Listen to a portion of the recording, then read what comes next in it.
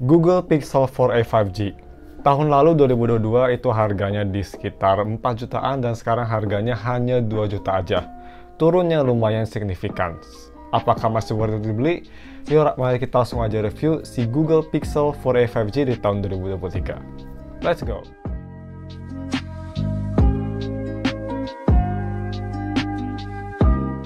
Halo guys, nama gue Sam dari StaffTech dan mari kita langsung aja review si Google Pixel 4a 5G. Seperti biasa, mari kita bahas dulu untuk harga dan speknya. Harganya sendiri ini gue beli kondisinya tuh batangan ya, gue beli di harga 2,3 juta untuk yang varian no shadow, jadi nggak ada shadow sama sekali. Kalau ada shadow tipis itu di 2 juta pas, jadi masih lumayan worth it juga.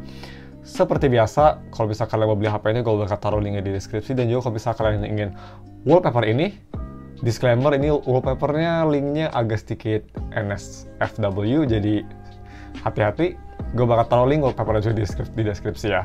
Oke, so untuk harga segitu, kita punya spek Google Pixel 4a 5G pakai chipset Snapdragon 765G 5G yang pastinya masih bagus banget itu chipsetnya. Punya layar sebesar 6,2 inci, lumayan compact. Dia itu OLED display tapi masih 60Hz. Terus dia punya NFC yang pastinya masih ada headphone jack yang kualitasnya cukup bagus, nanti kita bakal bahas di segmen audio.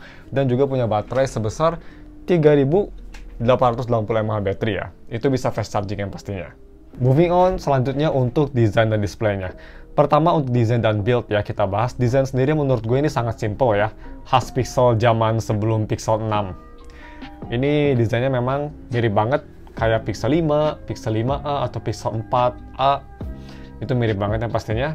Gue suka overall desainnya, ini simple tapi masih kelihatan beda dari yang lain ya. Kalau misalkan lihat HP belakang kayak gini pasti langsung tahu Pixel. Untuk depan ini cukup bagus juga, memang dia itu bezelnya agak kurang simetris ya, bezel bawah agak sedikit lebih tebal daripada bezel depan, tapi overall HP masih kelihatan sangat premium dan juga kualitas displaynya dia itu masih futuristik ya pastinya ya, displaynya kerasa full screen dan gak kerasa kayak display tua ya, masih relevan lah di tahun 2023. Nah terus untuk buildnya sendiri ini memang A series, jadi sangat budget ini buildnya guys. Bodi belakang, frame samping semua terbuat dari plastik ya, tapi ini bobotnya nggak jadi enteng kok. Ini masih lumayan berbobot, jadi masih ada premium feelingnya lah.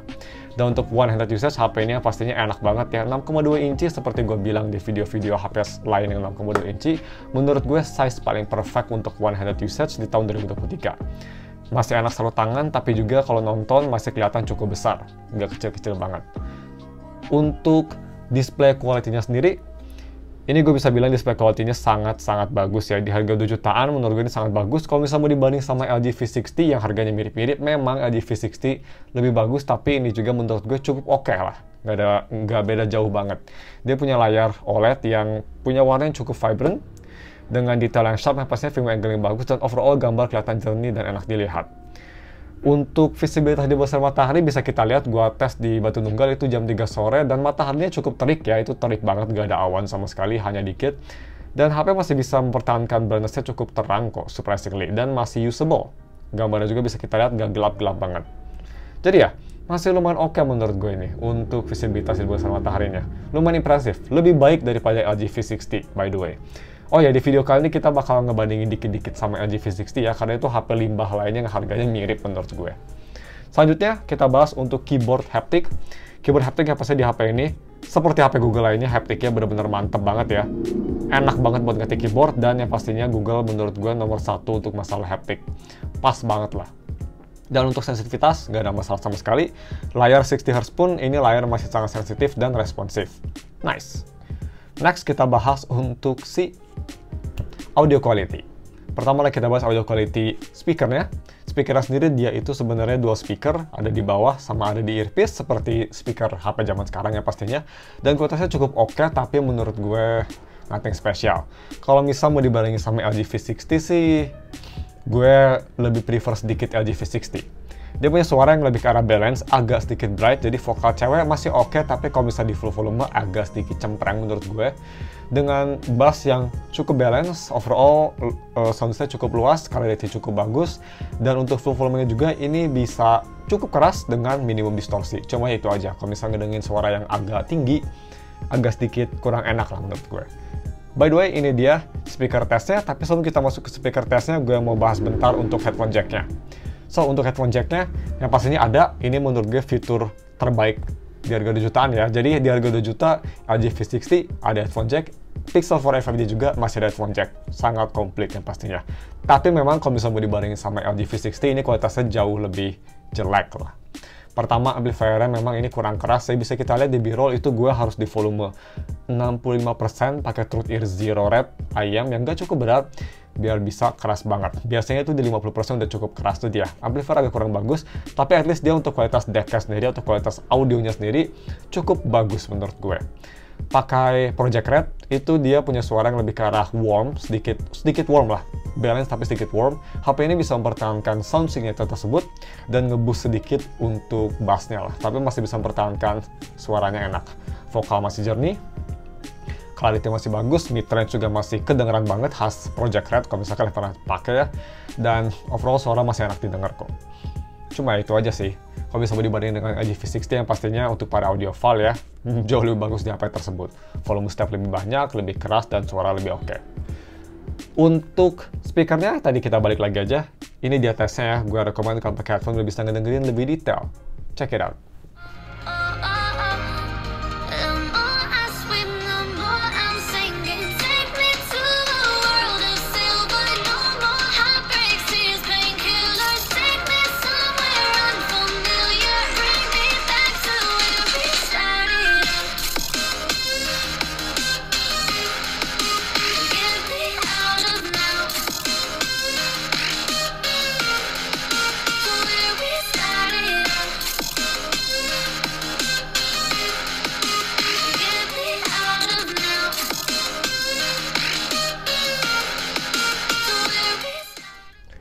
Oke, moving on ke salah satu aspek paling bagus di HP ini, even dibanding sama LG V60, menurut gue ini lebih bagus walaupun gak se-versatile, yaitu kamera quality-nya. Kamera belakang dia tuh punya setup dual kamera yang sangat versatile. Main kamera itu 12 megapiksel dan kamera keduanya itu 16 megapiksel ultra wide. Main kamera udah ada optical mask stabilization, sedangkan kalau misalnya kita flip ke depan, ini kamera depannya dia hanya 8 megapiksel dan hanya bisa nge-record di resolusi Full HD 30 fps, tapi nanti kita bakal lihat kualitas selfie-nya cukup bagus. Untuk kualitas foto kamera belakang dulu ya guys. Sorry ada motor keras banget seperti biasa. Motor keras, dickhead. Anyway, balik lagi ke videonya. Di belakang di sini bisa kita lihat ada setup dual kamera. Kualitasnya menurut gue ini sangat bagus. Untuk main kamera bisa kita lihat kualitasnya cukup bagus ya. Ultrawide juga dia bisa mempertahankan warna yang sama dengan main kamera, jadi nggak kelihatan aneh. Dua-duanya pada detail yang sangat bagus, dan dynamic range yang oke, cuma memang karena ultrawide itu fix fokus, jadi agak kurang comfortable ngambil fotonya. Ya sama seperti ultrawide lainnya, dan juga kadang-kadang kalau misalnya kondisi cahaya terlalu redup, itu ultrawide agak sedikit pudar warnanya. Bukan pudar sih, agak sedikit noise-nya kerasa. Tapi overall, dua-duanya kameranya solid banget, apalagi di harganya menurut gue ini khas Google Pixel banget, high contrast, detailed, colorful, enak dilihat. Ini pretty much di harga 2 juta menurut gue the best kalau misalnya dibanding sama HP limbah atau even HP baru sekalipun, menurut gue ya. Dan untuk selfie-nya gimana? Selfie-nya juga cukup bagus, bisa kita lihat beberapa foto gue ambil. Itu detailnya masih cukup oke, walaupun 8 megapiksel, cukup bagus surprisingly, dan juga dia punya warna yang high contrast seperti HP Google lainnya, dan overall selfie walaupun 8 megapiksel menurut gue sih masih sangat solid. Untuk foto malam hari kamera belakang juga cukup oke. Bisa kita lihat gambar masih kelihatan terang tapi masih kerasa natural. Noise ada tapi nggak banyak banget dengan warna yang masih natural, dan overall gambar kelihatan oke lah untuk dipakai di post di Instagram atau aplikasi lainnya kalau malam hari. Nice. Untuk video recording, HP ini bisa nge-record di video 4K 60. Kita lihat aja langsung ya di videonya nih. Sangat-sangat fleksibel ya, walaupun ini A series tapi masih fleksibel banget. 4K 60, 4K 30 atau Full HD 60, atau kalau ingin super irit Full HD 30. Sampelnya seperti biasa gue bakal tes di Batu Nunggal, jalan-jalan gak jelas ya, itu lagi 17 Agustus jadi sepi. Di 4K 60, 4K 30 dan Full HD 60 fps, jadi 3 resolusi. So ini dia sampel videonya, pakai resolusi ketiga tersebut, bisa langsung dicek. Ini dia. Oke guys, ini dia video recording pakai resolusi 4K 60. Dynamic range, kalau ke atas kelihatan, tapi kalau ke bawah dia putih ya, jadi well, it's fine. Mic biasanya Google bagus, so no problem with that. Dan ya, stabilisasi sih lumayan oke ya. Ini lagi 17 Agustus, jadi sepi banget Batu Tunggal. Anyway, kita switch ke 4K. Dan ini dia 4K 30, lebih nge-lag ya pastinya, dan kualitasnya juga agak sedikit beda ya, kerasanya kayak lebih sharp dikit. Kalau gelap masih bagus dia. Kalau di viewfinder kelihatannya ini kayak over sharpen, tapi kayaknya nanti di fix ya. Untuk dynamic range masih sama. Flash kita ke 1080p 60. Lebih smooth, lebih safe storage, tapi yang pastinya detailnya sangat sacrifice ya, terutama di objek jauh, kelihatan banget. So ya, ini dia kualitas tesnya kayak gini.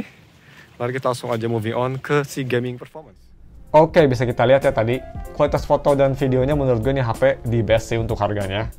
Gak ada kompetitor lainnya maksud gue. Sangat bagus. Moving on, gaming performance-nya. HP ini chipsetnya menurut gue masih lumayan beast ya di harganya, dan even di tahun 2023, Snapdragon 765G menurut gue masih super solid banget. Bisa kita lihat tuh, pas gue buat video ini ya, Fontaine baru aja rilis, itu gue bisa kita lihat di B-roll di settingan low setting, FPS 60, tapi ya itu kira-kira FPS-nya di bawah 60 ya, sekitar 30-an. Tapi overall bisa kita lihat itu sih, nyelam-nyelam di Fontaine, nyelam-nyelam di laut gitu, masih kelihatan oke ya. Jadi Little Mermaid masih lumayan bagus menurut gue, attacking the enemy juga masih lumayan oke, dan overall sih, frame rate memang low, stutter ada, tapi nggak sampai unplayable lah. Wajar lah, ini kan bukan 800 ya, bukan chipset 800 series, hanya 700 series. Masih cukup playable sih menurut gue. Dan HP-nya juga kalau misal gue main daily commission di Genshin, gak sampai panas banget kok. So ya bisa kita lihat tuh, overall menurut gue untuk main Genshin Impact, di update Fontaine baru sekalipun, masih playable, asalkan kalian ekspektasinya gak tinggi ya. Masih oke menurut gue sih, masih lumayan fun.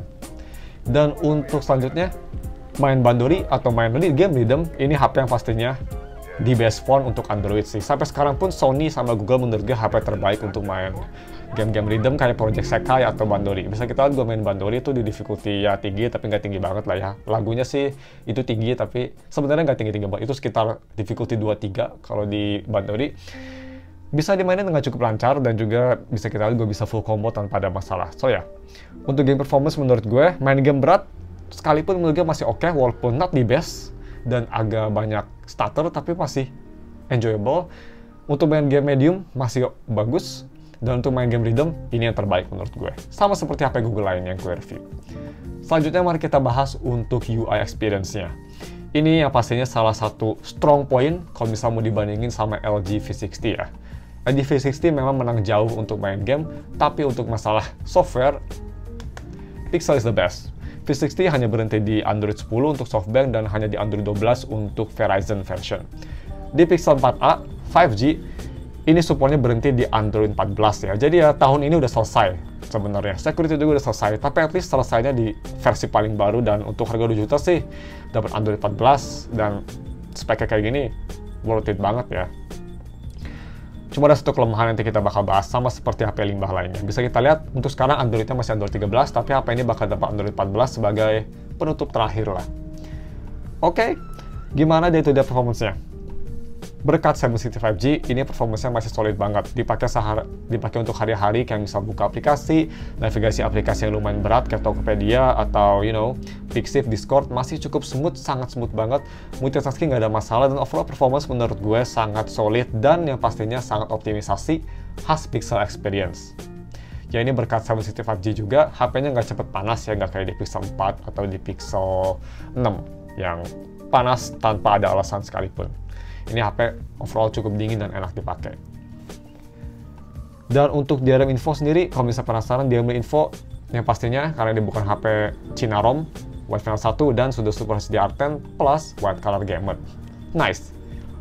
Selanjutnya, mari kita bahas untuk battery life-nya. Untuk baterai sih, selama gue nge-review Google Pixel ya, rata-rata baterainya tuh solid semua.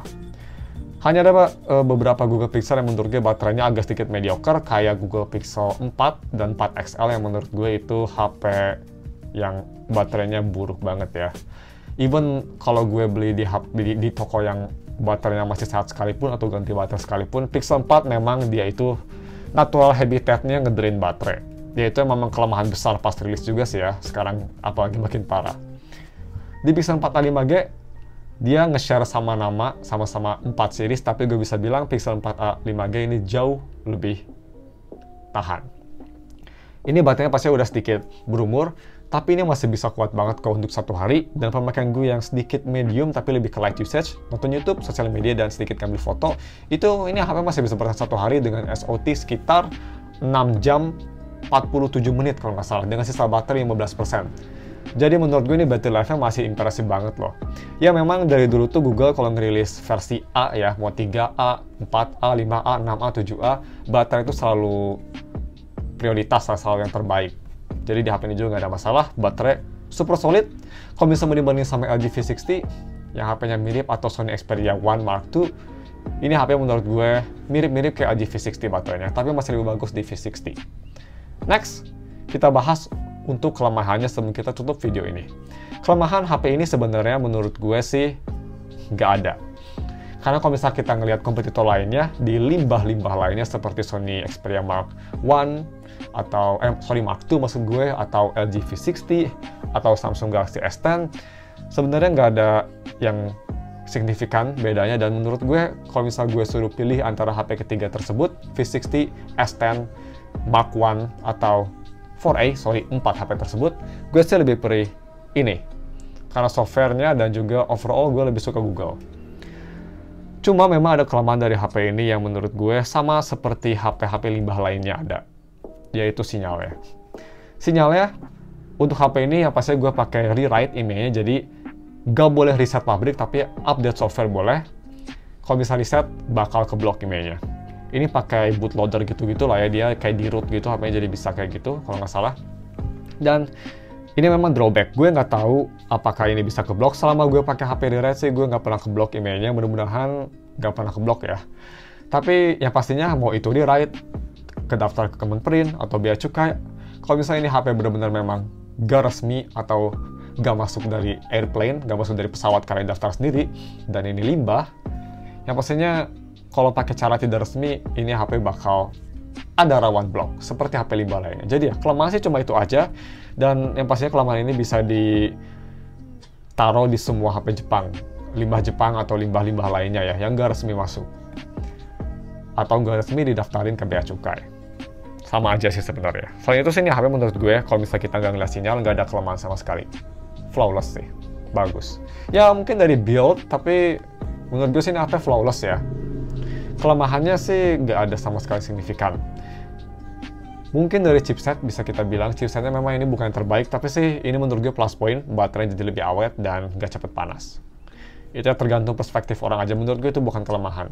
Karena gue bukan gamer mobile juga yang hardcore. Apakah konklusinya? Gue rekomend kalian beli HP ini atau tidak? Yang pastinya, kalau misalkan kalian gak peduli sama tadi yang gue panjang lebar omongin tentang sinyal, ini HP menurut gue the best untuk yang average consumer atau untuk orang-orang yang ingin nyari HP yang reliable. Punya layar yang bagus, software yang masih up to date, experience OS yang menurut gue the best, sangat smooth, gaming performance juga masih sangat solid, kamera quality yang menurut gue terbaik di harganya, dan yang overall sih ini HP gak ada yang bisa nantangin ya di harganya. Kecuali kalau misal kalian niche user. Kalau misal kalian ingin nyari HP untuk kayak misal yang berbeda dari yang lain, Xperia One Mark II mungkin lebih baik. Kalau misal kalian ingin nyari HP untuk audio dan sedikit gaming, LG V60 menurut gue pilihannya lebih baik daripada ini. Tapi kalau ingin overall, ini menurut gue terbaik. So ya, mungkin cuma segitu video reviewnya. Kalau misal kalian ada pertanyaan bisa komen di bawah, atau kalian ingin gue nge-review HP apa selanjutnya, tinggal komen aja di bawah, gue pasti baca kok. Jangan lupa like dan subscribe. Terima kasih sudah nonton videonya. Kita ketemu lagi minggu depan untuk video lainnya ya. So ya, I'll see you next week atau besok, tergantung gue nge-uploadnya Sabtu atau Minggu. Anyway,